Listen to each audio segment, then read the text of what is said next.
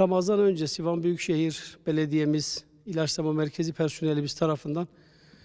Van merkezimizde bulunan bütün camilerimizde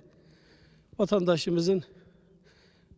sağlıklı ve müreffeh bir Ramazan geçirebilmesi için biz bugün itibariyle merkezi büyük camiler olmak üzere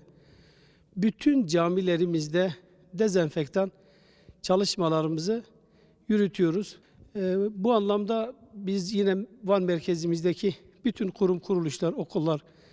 eğitimsel bütün faaliyetlerde toplu taşıma araçlarımızın da tamamında olmak üzere biz